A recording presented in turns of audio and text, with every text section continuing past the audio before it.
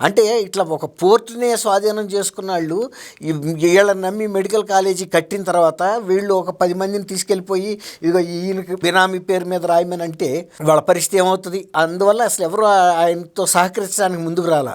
సరే, ఈ ప్రభుత్వం వచ్చిన తర్వాత అదే పథకాన్ని ముందుకు తీసుకెళ్తే ఇతరులు వస్తారన్న భయానికి జగన్మోహన్ రెడ్డి గారు అందరిని హెచ్చరించాడు. రేపు రాబోయేది మా ప్రభుత్వమే, ఎవరన్నా గనక ఈ పీపీపీ ద్వారా గనక మెడికల్ కాలేజీలు నిర్మాణం చేస్తే మేము వాళ్ళ మీద చర్యలు తీసుకుంటాం, వాటిని మేము స్వాధీనం చేసుకుంటాం అని హెచ్చరించాడు. అంటే దాని మూలన ఏంటి?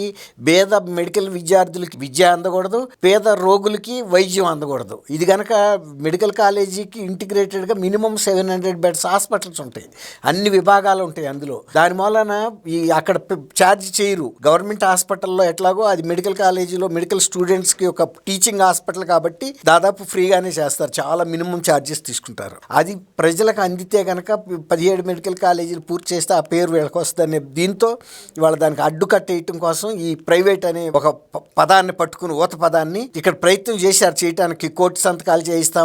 కోటి సంతకాలు మీరు దొంగ సంతకాలు తీసుకెళ్ళి పెడితే మాత్రం ప్రజలకు వచ్చే లాభమే ఉంది? ఇప్పుడు ఎవరన్నా అది నమ్ముతారా? కోటి సంతకాలు మీరు సేకరిస్తారంటే ఆయన ఇచ్చిన టైం కూడా దాటిపోయింది. అయినా కూడా ఎడం చేత్తో కుడి చేత్తో ఇట్లాంటి దొంగ సంతకాలు చేయటం వాళ్ళ కొత్త కాదు. స్వతంత్రం వచ్చిన దగ్గర నుంచి అనేక రకాల పార్టీలు అనేక ఇష్యూస్ మీద ఇలాంటి సంతకాల సేకరణ చేసినా కూడా ఎవరు నమ్మలా.